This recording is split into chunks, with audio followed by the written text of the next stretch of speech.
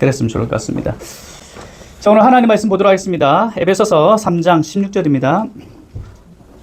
에베소서 3장 16절 한 절입니다. 함께 읽도록 하겠습니다. 시작. 그의 영광의 풍성함을 따라 그의 성령으로 말미암아 너희 속사람을 능력으로 강건하게 하시오며. 아멘. 계속적으로 우리는 이제 사도 바울의 기도에 대한 부분, 한 부분씩 살펴보고 있는데, 오늘은 그 기도 가운데 한번 따라하겠습니다. 속사람. 속사람. 그 사람이 아니라 속사람인데, 오늘 설교를 들으면서 여러분이 생각하는 그 속사람의 어떤 의미일까? 어떤 의미인가 한번 여러분 지금 한번 생각해 보시겠습니까? 예수님께서 오늘 사도 바울을 통해서 겉사람이 아니라 속사람을 강건케 해 주십시오 라고 이렇게 강구하는데, 여러분이 생각하는 그 속사람이 어떤 의미인지 먼저 한번 생각해 보시고, 자, 그리고 설교를 들으면서 이 속사람의 참된 의미가 뭔지를 깨달아 알아가면 좋을 것 같습니다. 여러분이 지금 생각하는 그 속사람과 또 오늘 말씀에서 말하는 그 속사람과 같을 수도 있어요. 하지만 또 다르게 여러분들이 또 생각할 수가 있기 때문에 여러분에게 지금 3초의 여유를 드리겠습니다. 자, 속사람이 어떤 의미입니까? 1, 2, 3. 네, 됐죠. 정리가 됐죠. 자, 여러분 혹시 그 웅변대회 나가보신 적 있습니까? 나가본 적 없습니까? 저는 웅변대회를 한 번 나가본 적이 있습니다. 초등학교 4학년 때 제가 왜 뽑혔는지 모르겠지만은 그 담임 선생님이 여자 선생님이셨는데 그분께서 저를 그렇게 좋아하지 않았다라는 그런 느낌이 있어요. 제가 4학년 때부터 수학을 좀 못했던 것 같아요. 그래서 그 선생님께서 저에게 니는 왜 이리 못하노? 이 말이 아직까지도 기억이 남습니다. 그래서 여러분들 말을 좀 우리 자녀들이라든지 주변 사람들에게 특히 어린아이들에게 좀 말을 좀 잘할 필요가 있습니다. 좀 격려의 말. 벌써 나이가 이렇게 들었는데도 그 당시에 선생님께서 제게 한 말이 아직도 기억나요. 니 왜 이리 못하냐? 아직까지 지금 상처가 된 것 같아요. 자, 아무튼 그러한 선생님인데 저를 대표로 뽑으셨어요. 반 대표가 아니라 학년 대표로. 미안했는지 저에게. 아무튼 그 웅변대회에 제가 나가게 됐습니다. 근데 제가 뭐 그렇게 글솜씨가 있는 것도 아니었어요. 뭐 이렇게 웅변대회 하려면 이제 적어야 되지 않습니까? 글을 적어야 되지 않습니까? 제가 한자도 적질 않았거든요. 그냥 그 선생님께서 다 적어주셨어요. 그 내용이 아직까지도 좀 기억나는 게 뭐 전체적으로 처음부터 끝까지 기억나는 건 아닌데 한두 이 단어들은 기억납니다. 뭐냐면 김일성, 방공. 제가 초등학교 때만 하더라도 그랬거든요. 책에 항상 그 북한에 대해서 뭐 이런 이제 방공에 대한 부분들을 굉장히 강조를 했거든요. 아마 그런 웅변 대회였던 것 같습니다.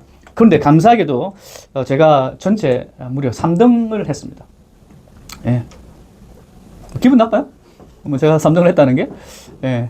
아무튼 그 우리가 오늘 읽었던 이 짧은 기도의 제목, 그리고 지난주부터 오늘 또 3장 마무리까지 이어지는 그 기도는 사실 이런 웅변보다 훨씬 더 강력하고 주는 메시지가 있는 부분입니다.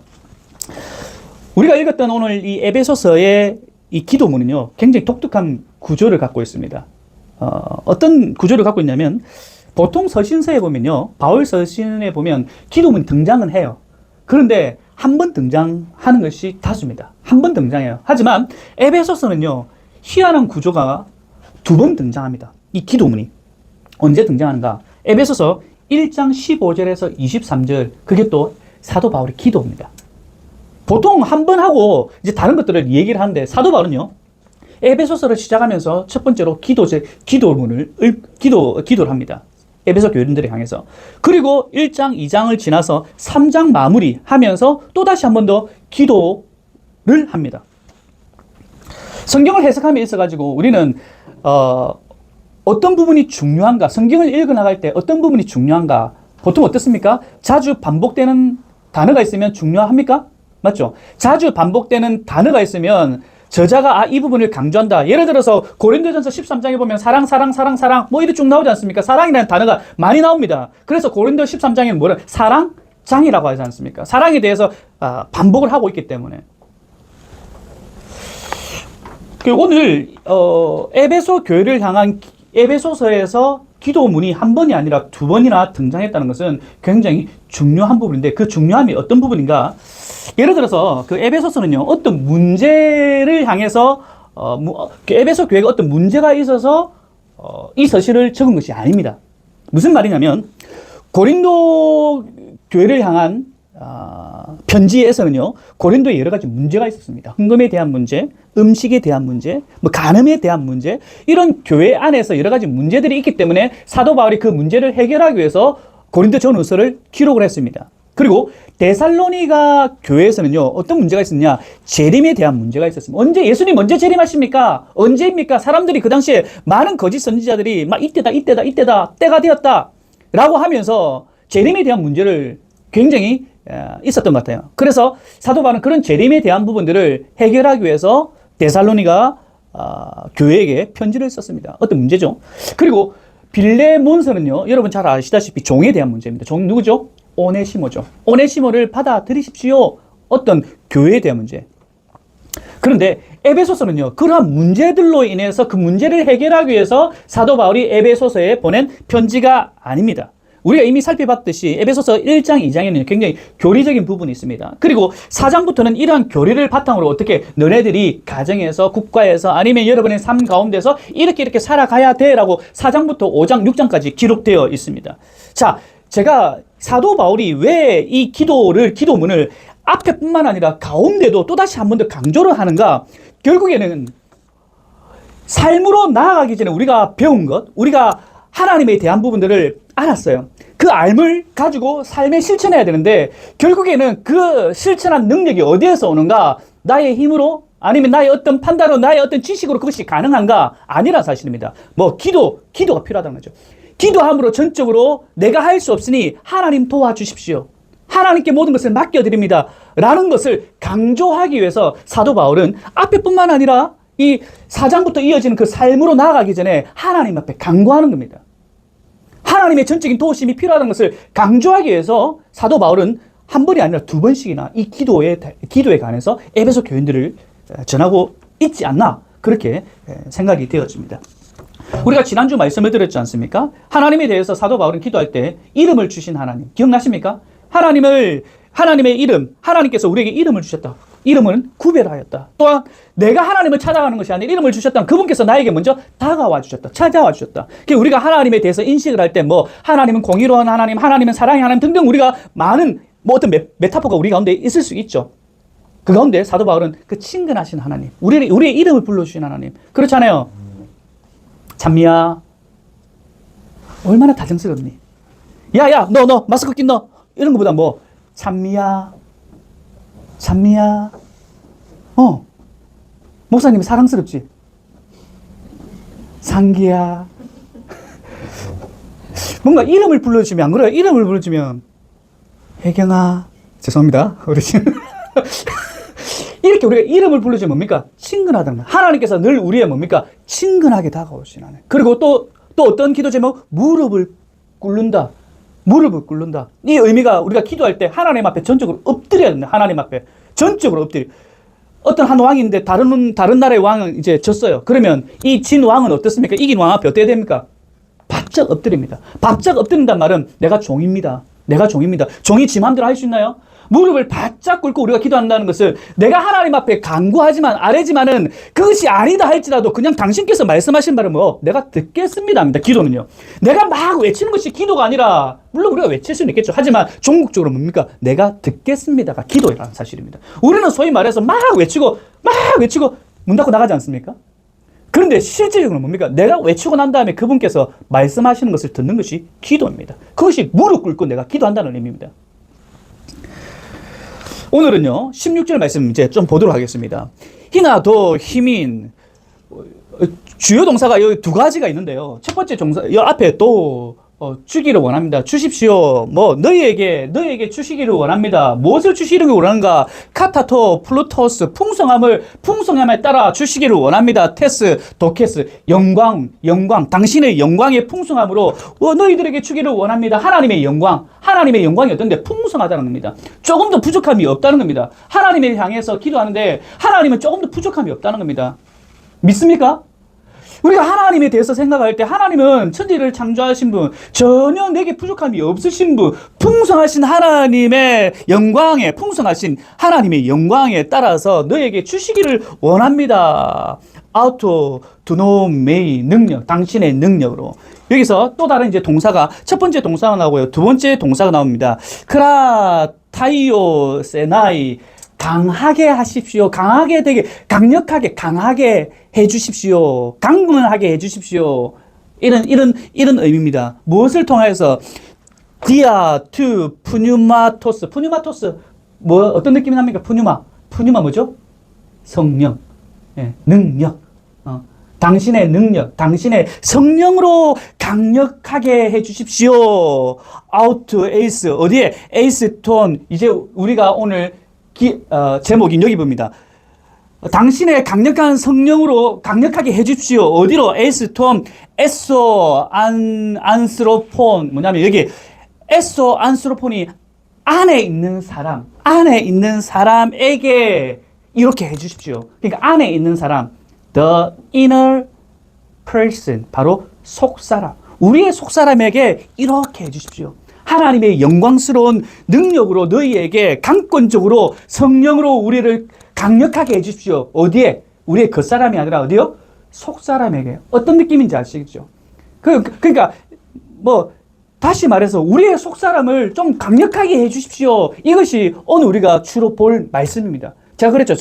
서두에. 그렇다면 우리의 속사람은 무엇인가? 속사람을 무엇을 말하는가? 속사람이 무엇인가? 자, 우리가 에베소 이 기도를 우리가 이제 살펴보고 있는데, 여러분이 한번 사도 바울이 한번 되어보시기 바랍니다. 이런 기도 제목을 할 때, 여러분이 지금 갇혀져 있어요. 그리고 나이가 많습니다. 사도 바울이요. 에베소를 기록할 때 이제 거의 마무리 단계입니다. 그리고 지금 에필 골몬이 뭐라고 했습니까? 에베소서, 빌립보서, 빌레몬서, 골로새서가 이걸 무슨 서신이라고 했습니까? 오늘 나중에 우리가 좀 배우겠지만 무슨 서신? 무슨 서신? 옥중서신. 그러니까 사도 바울이 어디 있다? 갇혀져 있다는 겁니다. 사도 바울이 지금 이렇게 기도를 하고 있는데, 여러분이 한번 사도 바울이 한번 되어 보십시오. 나이가 많습니다. 갇혀져 있습니다. 그렇다면 하나님 앞에 여러분 무엇을 간구하겠습니까? 첫 번째, 여러분 뭘 간구하겠습니까? 미역이 뭘 간구하겠어? 이제 나이가 많이 들었어? 갇혀져 있어. 그러면 뭘 기도하겠어?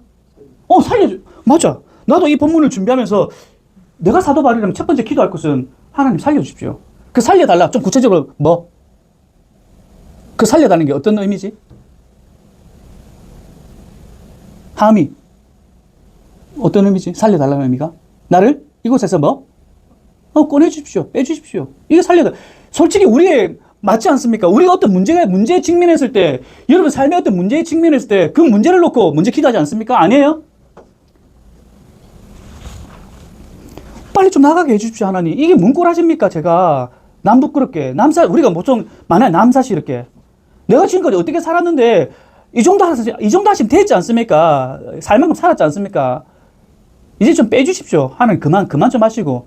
이런 기도가 첫 번째 겁니다. 이제 한 가지 더, 그것만 하면 좀, 그러니까, 제 에베소 교인들 지금 하는 사업들이 있고, 하는 장사가 있고, 또 뭐 여러 가지 관계들인데 좀 잘 풀어주십시오. 저도 여러분들 향해서 기도하지 않습니까? 이런 사업, 또 이런 관계들, 이런 직장에서, 또한 연애함에 있어서, 결혼함에 있어서, 여러분을 향해서 저도 이렇게 기도하지 않습니까? 그 사도 바울도 마찬가지죠. 오늘 기도 제목을 보면서, 기도를 하면서 사도 바울이 에베소 교인들을 향해서 지금 기도를 하고 있지 않습니까? 그렇다면 그들이 뭔가 지금 부족하거나 아니면 그들에게 지금 당장 필요한 거 하나님 좀 도와주십시오 하면 이 읽는 독자들 어떻습니까? 사도 바울이 우리 좀 생각하고 있네? 좀 괜찮은 사람이네? 이렇게 보지 않겠습니까? 그런 기도 제목이 지금 있습니까, 이게? 보이던가요? 자신의 환경을 위해서, 주변의 환경을 위해서 사도 바울이 첫 번째로 기도하지 않았다라는 사실입니다. 지금 사도 바울은요, 사도 바울의 기도에 우리를 살펴보면서 첫 번째 우리가 봐야 될 것은 무엇을 기도하지 않는가? 육체적인 것을 기도하지 않는가? 육적인 것을 먼저 기도하지 않았다는 겁니다. 우리가 오늘 속사람에 대해서 살펴보면 있어서 사도 바울이 먼저 강조한 것은 뭡니까? 영적인 것에 집중했다는 겁니다. 기도의 방향, 기도의 시작이 어디에서 시작되어야 되는가? 바로 영적인 기도로 시작해야 된다는 사실을 우리에게 보여주고 있습니다. 이것은 무시할 수 없습니다. 우리의 기도의 방향이며 우리의 기도의 시작이 되어야 함을 보여주고 있습니다. 여러분 잘 알고 있는 마태복음 6장 33절 한번 다 읽어볼까요? 시작! 너희는 먼저 그의 나라와 그의 의를 구하라. 그리하면 이 모든 것을 너에게 더하시리라. 할렐루야! 바로 예수님께서도 우리의 모든 기도의 방향성, 기도의 시작은 너네들이 뭔가 필요하고 뭔가 해결돼야 되고 그걸 먼저 기도하는 것이 아니라 먼저 하나님의 뜻, 하나님이 원하시는 것이 무엇인 어떤 영적인 것을 먼저 구하라. 그리하면 그 이후에 내가 너희들에게 해결해 주겠다. 이것이 기도라는 사실입니다. 그래서 기도는요, 내가 어떤 것을 구하기 전에 그분께서 말씀하신 바를 듣는 겁니다. 그래서 내가 무엇이 잘못되었는지 그분께 말씀을 듣는 것이 기도랍니다. 우리의 기도도 한번 좀 점검해. 우리가 지금 속사람에 대해서 살펴보고 있는데 그 이전에 내가 무엇을 놓고 지금 기도하고 있는가? 그러는 지금 무엇을 놓고 기도하고 있어? 취업에 대해서. 취업이지. 맞아. 그것이 잘못됐다는 말 아닙니다. 하지만 그 이전에 취업과 취직 이전에 오늘 이 내 속사람을 강건케 에베소 교인들의 속사람을 강건케 해주십시오. 이 의미를 우리가 가져왔을 때 당면에 있는 어떤 취업과 어떤 진로에 대해서 기도하기 이전에 먼저 내 자신이 하나님 앞에 영적으로 어떻게 되어 있는가에 대한 부분에 기도가 필요하다는 겁니다. 우리가 하나님 앞에 기도할 때 얼마나 나의 영적인 성장과 성숙에 대해서 기도를 합니다. 하나님, 내가 하나님 앞에 지금 바르게 서 있습니까? 하나님, 내가 지금 목사로서 지금 바르게 행하고 있습니까? 목사로 지금 성장하고 있습니까? 성숙한 모습입니까? 하나님? 내가 지금 사역하고 있고 GS를 하면서 얼마나 내가 하나님과 가까이 가고 있습니까? 오히려 하나님과 멀리하고 있지 않습니까? 하나님과 어떤 깊은 관계가 제 삶 가운데 놓여져 있습니까? 하나님을 아는 그 지식, 말씀은 말씀과 가까이 하는 저의 모습이 있습니까? 이런 애통하는 마음의 기도가 우리 가운데 있어야 된다는 겁니다. 그래서 사도 바울이 오늘 기도하는 이 기도의 내용들을 볼 때 우리가 정말 무엇에 집중하면서 기도를 해야 되는가? 우리는 결코 가볍게 여기서는 안 됩니다. 속사람을 강건케 해주십시오. 내 취업과 내 진로와 내 결혼과 나의 어떤 세상적인 사람과의 어떤 관계 문제, 그것이 핵심이 아니라 하나님, 내 속사람을 강건케 해주십시오. 바로 영적인 부분이거든요. The inner person, 내 안의 속사람.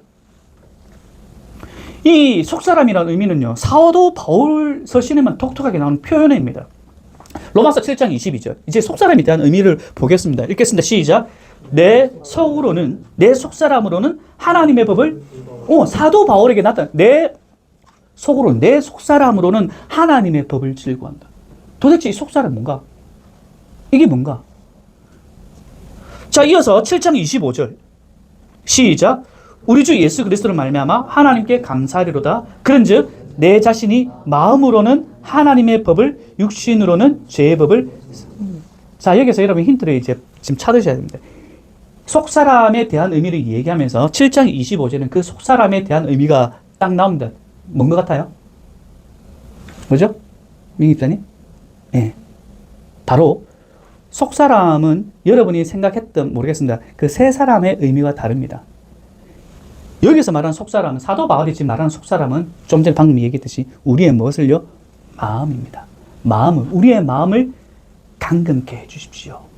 이게 오늘 핵심입니다. 하나님 앞에 기도할 때 하나님, 내 마음, 내 중심을 붙잡아 주십시오. 어떤 세상의 것들을 내가 더 화려하게 되어지고 뭔가 좀 다 고속도로처럼 내 인생이 이끌어 가 주십시오. 이것이 아니라 뭡니까? 그것을 구하는 것이 아니라 내 안에 있는 속사람, 내 안에 있는 마음을 주님 지켜 주십시오. 이것이 사도 바울의 기도의 제목입니다. 저 에베소 교인들, 하나님 마음을 붙들어 주십시오. 육체를 구하는 것이 아니라 자기의 마음을. 또 볼까요? 고린도후서 4장 16절입니다. 읽겠습니다. 시작. 그러므로 우리가 낙심하지 않으니 우리의 겉사람은 낡아지지 않아 우리의 속사람은 날로 새로워지다. 이 속사람과 겉사람을 지금 대조를 하고 있죠. 겉사람은 후패예요. 속사람은 어떻게 되어진다? 날로 새로워진다. 이 속사람에 대한 부분을 각각 문맥을 살펴보면요, 겉사람은 죄의 속성을 지닌 옛사람을 가리키는 것이 아니라, 그러니까 겉사람이란 그 의미가, 우리는 지금 속사람과 겉사람, 지금 속사람에 집중하고 있는데 다른 본문에는 이 겉사람에 대한 의미를 얘기하고 있습니다. 겉사람이라는 의미는 무엇인가? 여러분이 가지고 있는 어떤 옛사람, 죄의 속성을 가진 그 옛사람이 겉사람이 아니라, 겉사람은 뭐냐? 고난과 부패와 죽음과 관련된 육체적인 몸을 겉사람이라고 사도 바울은 얘기하고 있습니다. 반대로 속사람은 새롭게 된 사람이 아니라 우리의 마음이 속사람이라는 겁니다. 이 겉사람에 대한 의미, 우리 보통 겉사람이 그러면 우리의 어떤 이전에 뭡니까? 죄 가운데 놓여져 있던 그런 모습을 우리는 겉사람이라고 이해할 수도 있는데, 문맥적으로 볼 때는 그것이 아니라 부패, 고난, 죽음과 관련되어 있는 어떤 육체적인 몸을 가리켜 겉사람이라고 그러고, 반대로 속사람은 우리의 마음. 자, 고린도후서 8장 11절 나중에 읽어보시면 나옵니다. 자, 넘어가겠습니다. 자, 아무튼 제가 좀 얘기를 했지만은 오늘 본문에서 얘기하는 속사람은요, 그리스도인들이 회심할 때 새 사람을 가르치는 것과 다릅니다. 그래서 속사람과 새 사람에 대한 의미를 여러분 구별하셔야 됩니다. 새 사람은요, 우리의 내적인 마음, 그리스도께서 주신 우리의 내적인 마음을 가르친다라는 겁니다. 그래서 16절에 나오는 속사람의 표현은요, 멀리 볼 필요도 없습니다. 17절에 보면요, 그리스도께서 너희 마음에 계시게 하시옵고라는 17절 말씀이 나옵니다. 성경 보시면 나와요. 그러니까 앞에 우리가 속사람에 대해서 사도 바울이 오늘 본문이 얘기하면서 17절에 그 속사람에 대한 의미가 뭡니까? 마음이라는 것을 말씀하고 있습니다. 자, 정리를 하자면요, 우리가 아는 그 새 사람은요, 성령으로 새롭게 된 그리스도인의 그 전 존재,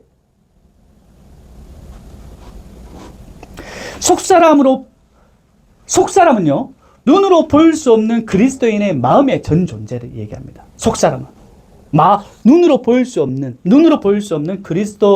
그리스도인의 마음의 전 존재를 속사람이라고 얘기합니다. 따라서 사도 바울의 기도, 에베소 성도들의 속사람을 강건케 해달라는 간구의 기도는 바로 에베소 교인들의 마음을 강건케 해주십시오. 이것이 오늘 핵심입니다.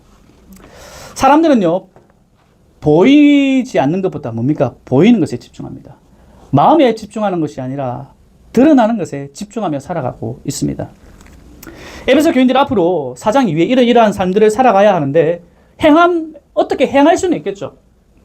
그런데 더 중요한 게 무엇인가? 그 행하는데 마음을 어떻게 가지고 행하는가? 이것이 중요하다. 앞으로 여러분 우리가 4장, 5장, 6장 보겠는데, 예를 들어서요, 5장에 보면 아내가 남편에게, 또한 뭡니까? 남편이 아내에게, 아내는 남편에게 어떻게 해라? 존경해라라고 얘기합니다. 그리고 남편은 아내에게 뭐 해라? 사랑해라고 합니다. 말로 우리는 사랑해, 여보 사랑해? 뜬금없이? 또 아내는 남편을 향해서 당신 제가 존경합니다. 자, 우리는 이렇게 말을 할 수 있습니다. 그런데 사도 바울은요, 그렇게 쉽게 내뱉고 그냥 행하는 거 다 할 수 있다고 생각합니다. 더 중요한 건 무엇인가 하니 그의 마음이 어떻는가. 여러분 그렇잖아요. 마음 없이 사랑할 수 있나요? 없나요? 있다는 겁니다.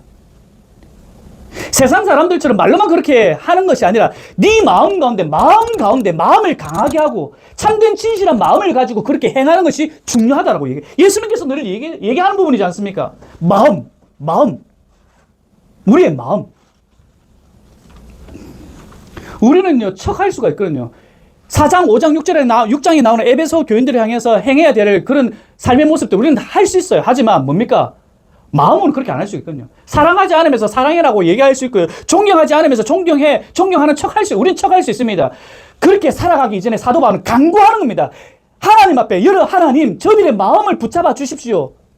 그리스도인의 마음을 가지고 저렇게 행할 수 있도록 도와주십시오. 예레미야 선지자가 뭐라고 얘기합니까? 17장 9절에 읽읍시다. 시작. 만물보다 거짓되고 심히 부패한 것은 마음이라. 이거 성경에 기록돼서 우리가 압니까? 나 자신을 보면 알지 않습니까? 내가 얼마나 내 마음이 타락했는지. 우리의 기도가, 우리가 정말 앞으로 정말 먼저 하나님 앞에 기도해야 될 것이 무엇인가? 내 마음, 하나님, 내 마음 잡아주십시오. 우리를 뒤흔드는 게 얼마나 많이 있습니까? 그 가운데 사단은 끊임없이 우리의 마음을 뒤흔들려고 하지 않습니까? 근데 세상은 늘 괜찮대요. 괜찮아. 그 정도면 괜찮아. 그리고 뭡니까? 우리의 마음을 잡기 위해서 세상은 무엇을 요구합니까? 명상해랍니다. 요즘 유튜브에도 많아요. 저도 한번 하도 잠이 안 와가지고 유튜브 찾아봐서 명상 한번 눌러보고 한번 잡았습니다. 더 잠이 저는 안 오더라고요. 이게 세상은요, 우리의 마음을 잡기 위해서 많은 것들을 가지고 우리를 유혹합니다. 그것이 유해지지 않습니까? 그것이 유해지죠. 유해지, 음악. 요즘은 말 안 하나? 우리 때 굉장히 많았지 않습니까? 유해지, 음악. 뭔가 우리의 마음을 잡기 위해서 피아노, 특히 일본의 그 누굽니까? 피아노. 그거 들으면 평안해져. 우리가 말씀을 통해서,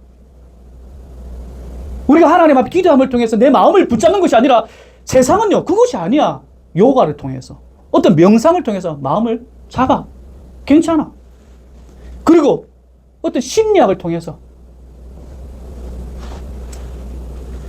교묘히 교회 안에 심리학이 들어와 있지 않습니까? 그게 뭡니까? 상담이죠, 상담. 교묘히 들어와 있습니다. 좋게 말하면 상담이에요. 하지만 그 상담을 이끌어가는 건 뭡니까? 말씀으로 그 상담이 이끌어가는 것이 아니라 MBTI. MBTI 가지고 상담을 해요. 당신이 I니까 좀 E로 가라. 이것이 교회 안에 들어와 있습니다.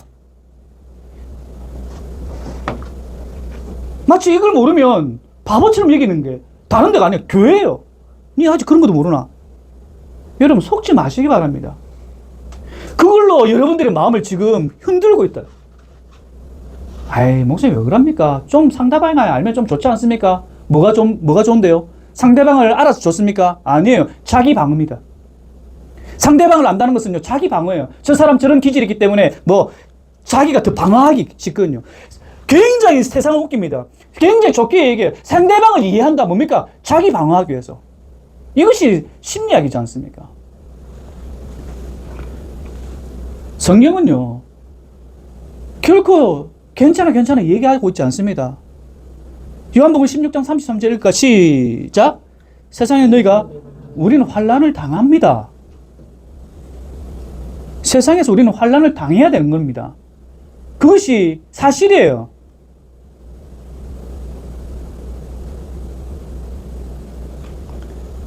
성경은 우리에게 안락하다, 편안하다고 얘기하고 있지 않아요. 그런 약속하지 않고 있습니다. 성경은 낙천적이지 않습니다. 여러분, 그리스도인이 되면 모든 것이 변화되고 우리의 발걸음이 가벼워지던가요? 저는 발걸음이 굉장히 무거워요. 목사 되기 굉장히 무겁습니다. 저 목사 되기 이전에 너무 편했어요. 할 거 다 했거든요. 날라다녔어요, 오토바이 타고. 여러분 안 그랬다? 그건 안 그랬나? 몸이 무겁나? 농담이고. 그럼 상처받지 말고. 여러분 안 그랬다는 거? 혜성이 안 그래?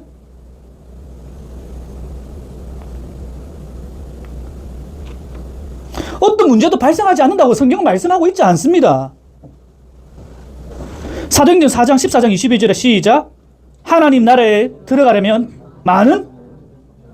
우리는 그 앞에 많은 빼고 싶죠.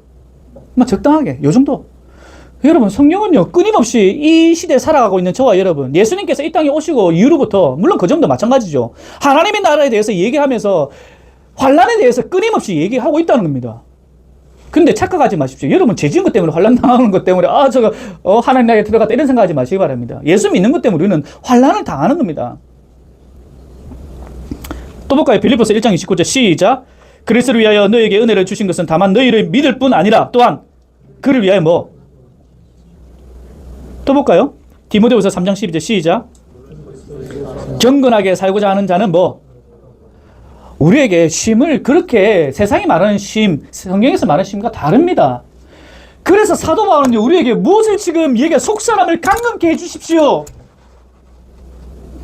참된 그리스도인이 살아가기 위해서 첫 번째로 기도해야 될 것이 무엇인가 하니, 우리에게 이름을 주신 그 하나님, 나와 구별하기 원하시는 그 하나님, 나를 친절하게 부르시는 그 하나님이 내가 무릎을 전적으로 꿇습니다. 첫 번째 기도 제목이 무엇인가? 하나님 내 마음을 붙들어 주십시오. 내 마음을 붙들어 주십시오. 말씀하지 않습니까? 하나님 나라에 있는 사람들, 그리스도인의 삶의 모습이 무엇인가 하니, 내가 하나님 앞에 경건하게 살고자 하면, 하나님 백성답게 살고자 하면 수많은 어려움과 관련이 있음을 하나님 제 삶을 통해서 보여주지 않습니까? 내가 예수님 믿는 것 때문에 내가 고난당하고 있지 않습니까? 갇혀있지 있지 않습니까? 하나님 이것 때문에 흔들리지 않도록, 이런 모습 때문에 에베소 교인들이 흔들리지 않도록 저들의 무엇을 속사람을 강건케 해주십시오. 저들 또한 그런 상황에 놓여져 있을 때 넘어지지 않게 해주십시오. 무엇을 붙잡아달라? 마음을 붙잡아달라. 여러분 오늘도 우리는 기도해야 됩니다. 내 마음을 붙잡아 주십시오. 세상은 안락하다, 편안하다, 됐다, 그 정도면 됐다 라고 얘기할지 모르겠지만은, 오늘 하나님께서 우리에게 무엇을 말씀하시는가? 환난이다, 환난. 네가 그리스도인이 되었으면 환난이다, 고통이다. 여러분, 그래도 믿으시겠습니까? 여러분에게 진지하게 묻겠습니다. 믿으시겠습니까? 필립이, 네 믿을래? 고민 좀 해볼래? 어? 믿을래, 안 믿을래? 안 왔나? 하미, 고기 들어봐. 너 믿을래, 안 믿을래? 뭐, 지금 이 공적인 자리입니다. 찬미, 믿을래? 어? 오늘 이 다음 세대, 우리 세 친구가 어떻게 얘라고 했는지 모르지만 저는 확신합니다. 여러분들이 그 믿음 놓지 않고 살아갈 거라고. 아멘이십니까? 여러분들 다시 묻겠습니다. 이래도 믿겠습니까? 아멘입니까? 여러분에게 강요하는 거 아닙니다. 제가 여러분들 강요해가지고 제 월급이 더 올라갑니까? 제 사례가 더 올라갑니까? 이것이 여러분 속사람 강건케 하는 겁니다. 그래도 믿을래? 니 그래도 믿을래? 앞으로 계속 더 환란이 있는데 그래도 믿을래? 그래도 내 따라올래? 하나님 마음은 어떻겠어요? 그럼에도 불구하고 여러분들이 하나님을 따라가는 모습을 바라보면 우리 자식이 있는데 힘들어요. 고통당해요. 그럼 부모님이 어떻겠어요? 마음이 찢어질 때 아프죠. 여러분 혼자가 아니라는 사실입니다. 그럼에도 그 길을 걸어 나갈 때 하나님의 은혜가 있다는 사실. 이방 사회에서 하나님 나라를 세워간다는 것, 이 땅 가운데 이 남북 땅에서, 이 동구 땅에서, 이 울산 땅에서 우리가 하나님 나라를 세워가는 거 호락호락하지 않습니다. 우리의 속사람, 우리의 마음을 강건케 해야 합니다. 끊임없이 세상은요, 우리를 무너뜨리기 위해서 많은 전략들을 합니다. 그 가운데 가장 큰 것은 제가 좀 전에도 말씀드렸듯이 마음이지 않습니까? C.S. 루이스의 스크루테이프의 편지에 보면 이렇게 기록하고 있습니다. 삼촌 스크루테이프가 조카 워무드에게 이렇게 편지를 씁니다. 이거 아닙니다. 제가 읽어드리겠습니다. 교인이 되고 몇 주 지나지 않아 찾아오는 실망감이나 맥 풀리는 느낌을 최대한 활용해라. 지금 무엇을 활용해라 합니까? 마음이죠, 마음. 그러니까 교인이 되어서 몇 주 되지 않아 찾아오는 실망감. 우리가 교인이 됐을 때, 또 우리가 교회를 시작해서 이제 몇 달 안 지났는데 여기서 오는 실망감이 있죠. 와, 목사님 능력 저것밖에 안 되나? 나 목사님 정도 됐으면 사람들 쭉쭉 몰려올 줄 알았는데. 맞지, 근호야? 아, 목사님 정도면 나름 뭐 이렇게 좀 올 줄 알았는데 안 오네? 여기서 오는 어떤 실망감. 아, 없나? 없나? 고맙다. 민혁이는 혹시 있나? 혜생이 좀 있지 않나? 그러니까 아니 목사님 우리 같이 이래 사역했을 때 나름 좀 괜찮았는데 아 이거밖에 안 되나? 상기수에 저 정도 찬양하는데 좀 더 와야 되지 않나? 이런 어떤 여기서 오는 실망감. 사단은요, 요 실망감을 잘 활용해라. 그러니까 그런 실망감, 마음을 잘 활용해라. 자꾸만 무너뜨리려는 겁니다. 스크루테이프의 그 삼촌이 워무드에게 그렇게 얘기합니다. 성도들에게 그런 실망감이 있다면 그 실망감 안에서 계속 묵상할 수 있도록 실망감 묵상해. 그런 맥 풀리는 느낌을 잘 활용해서 교인들이 참된 교인이 되지 못하도록. 읽어드리겠습니다. 무릎을 꿇고 앉아 죄를 고백한다 한들 앵무새처럼 말을 따라 하는 것에 불과해. 그러니까 앉아있지만 죄를 고백하지만은 우리가 성기사님 오늘 우리가 예배 시간 전에 죄를 고백합시다 이러 하지 않습니까? 교회 고백해요. 근데 사단은요, 그냥 앵무새처럼 지난주에 했던 그 고백대로 그냥 따라해. 여러분, 오늘 심각하게 좀 받아들이시기 바랍니다. 우리의 속사람을 강건케 해야 될 때 참된 회개. 앞에서 지난주도 이렇게 했지. 그랬으니까 우리의 기도는요, 어떻게 보면 굉장히 익숙한 단어들로 나옵니다. 내가 하나님 앞에서 정말 정직하게 속마음을 하나님 앞에 코람되어서 고백하는 것이 아니라 지난주에 했던 어떤 고백의 내용이 기도 가운데 흘려있지 않은지. 사단은요, 계속 속삭이게 합니다. 너 죄를 고백했어. 근데 그 죄의 고백이 뭡니까? 단순하게 나오는 그냥 입술의 어떤 흐름대로 나오는 기도란 거죠. 내 속살은 하나님 앞에 붙들려서 참된 고백이 아니라. 그러니까 그냥 앵무새처럼 고백하도록 놔둬라. 고백하지 마라가 아니라 고백해라고 합니다. 이게 뭡니까? 척이란 거죠, 척. 그걸 잘 활용해라는 겁니다. 사실 마음 밑바닥에서는 이렇게 회심까지 해두었으니 이만하면 원수의 장부에 상당량 초과 액수를 달아놓은 셈이라고 여전히 믿고 있는데다가 이렇게 교회 나와 별 볼 일 없으면서도 잘난 척하는 이웃들과 함께 앉아있는 것만으로도 대단한 겸손이요 섬심이라고 생각하고 있다고. 우리가 그리스도인들이 내가 오늘 교회 나왔으니까 참된 속사람 마음을 하나님 앞에 온전히 드리지 못하고 그냥 이렇게 나와 있는 거, 그것만으로도 우리 그리스도인들은 나 오늘 예배 잘 드렸어, 그냥 내버려 두라는 겁니다. 그러니까 사단의 전략은요, 교회를 나오지 마 아닌 거 아시죠? 교회에 나와 앉아 있어, 그걸로 된 거야. 우리의 마음을 뭡니까? 그냥 평안하게 하는 겁니다. 메시지를 듣고 내가 정말 속사람, 내가 하나님 앞에서 마음을 제대로 두고 있지 않음을 온전히 깨달아야 하지만은 그것이 아니란 겁니다. 지난주에 나왔고 이번 주에 나왔고 그걸로 만족해라고 하는 거죠. 오늘 짧지만 매우 중요한 말씀입니다. 마음을 강건케 해줘. 성도가 사랑과 믿음으로 예수 그리스도의 몸을 세우기 위해 마음이 강건해져야 합니다. 이미 성경을 살펴봤듯이 세상은 호락호락하지 않습니다. 잘 된다, 안전하다, 괜찮다가 아닙니다. 어쨌든 사탄은요, 우리를 끊임없이 우는 사자와 같이 삼킬 자를 지금도 찾고 있다는 사실입니다. 우리의 마음을 삼키려고. 한번 따라해 볼까요? 저의 마음을 강건케 해 주십시오. 이 기도의 의미를 생각하면서 여러분 기도했으면 좋겠습니다. 우리의 속사람을, 우리의 마음을 어떤 심리학이나 어떤 명상, 세상의 어떤 것으로 강건케 되어지는 것이 아니라 오직 말씀, 성령의 조명하심으로 내 마음을 강건케 해달라고 기도해야 됩니다. 이렇게 기도한다는 것은 뭡니까? 우리가 흔들릴 수 있다는 겁니다. 스스로 뭔가 세상적인 것으로 어떤 것을 우리가 위로를 받으려고 한다는 거죠. 하지만 하이데르크 일문에서는요, 이렇게 기록하고 있습니다. 한번 일문 읽어보자. 시작. 일문은 굉장히 중요합니다, 여러분. 우리의 마음을 지킬 수 있는 거, 어떤 위로를 받을 수 있는 것은요, 어떤 세상의 것이 아니라, 시작. 나의 나된 것이 아니요, 몸도 영혼도 나의 신실한 구주 예수 그리스도의 것입니다. 그리스도께서는 그의 보혈로 나의 모든 죄값을 완전히 치르고 나를 마귀의 모든 권세에서 해방하셨습니다.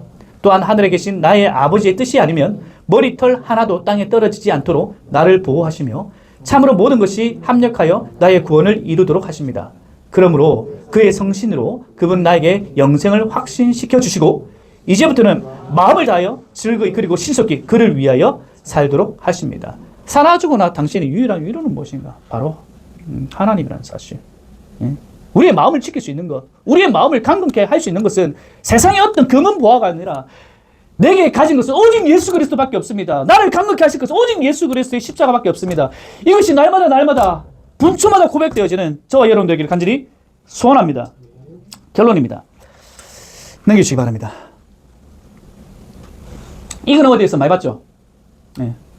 이 그림은요, 밀레, 프랑스의 작가, 농민 작가입니다. 밀레의 만종이라는 작품입니다. 굉장히 온화하고 평안한 어떤 모습을 그리고 있는데, 실질적인 이 그림의 배경을 보면 그렇지 않아요. 이 배경은요, 1859년에 그렸는데요.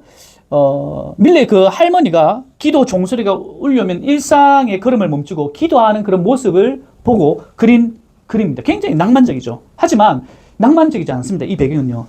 1848년에 프랑스에서 혁명이 일어났거든요. 그 혁명이 왜 일어났는가? 그 당시 프랑스는요, 계급이 있었습니다. 계급 사회였습니다. 위계 질서 사회였어요. 1계급은 바로 사제계급입니다. 바로 목사. 그게 1계급. 와, 저도 그 당시 때는 1계급인데. 지금은 뭡니까? 밑에. 사자라고 다 좋아하지 않습니까? 의사, 변호사, 교사, 밑에 목사.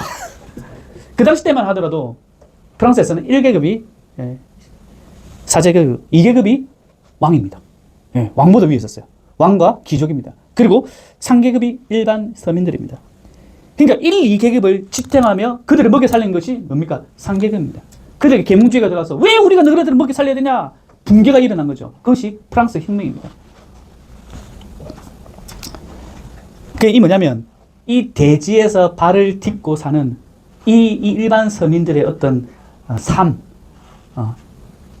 이런 삶이 하나님 앞에서 거룩한 삶이다라는 것을 일반적인 삶을 보여주는 것이 이 밀레 작품입니다. 왜 제가 이걸 오늘 결론 부분에 얘기하냐면, 자, 바로 이제는 우리가 마음을 강건케 해주십시오 기도를 했습니다. 이제 앞으로도 기도할 것이고, 또한 그렇게 기도했는데, 이제는 우리가 기도하고 밟는 그 순간 모든 삶의 영역에서 우리는 하나님 앞에 이런 거룩한 삶으로 이제 살아내는 겁니다. 살아가셔야 됩니다. 그냥 오늘의 말씀은요, 내 속사람을 강건케 해주십시오 그렇게 외치고 끝나는 것이 아니라 결국 이 평범한 삶 가운데서 하나님의 거룩하심의 영역 가운데 여러분이 살아내셔야 된다는 겁니다.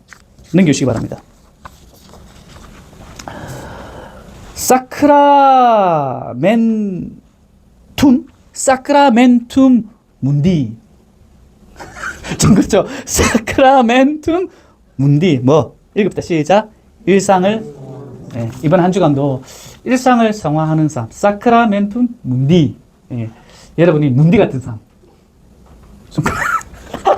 이게 성화입니다. 성화의 삶입니다. 이게 성화의 삶. 문디 같은 삶. 여러분, 이번 한 주간도 속사람을 강건케 해주십시오. 그렇게 기도하시고, 그렇다면 나의 삶은 어떻게 되는가? 문디 같은 삶. 또 이것만 더 기억하는 거 아이가 또? 다음 주에 물어봤을 때 지난주 설교 뭐였습니까? 문디 같은 삶요. 이것만 기억하면 안 됩니다. 사크라멘툼 문디의 삶. 이런 삶 사실 간절히 소원합니다.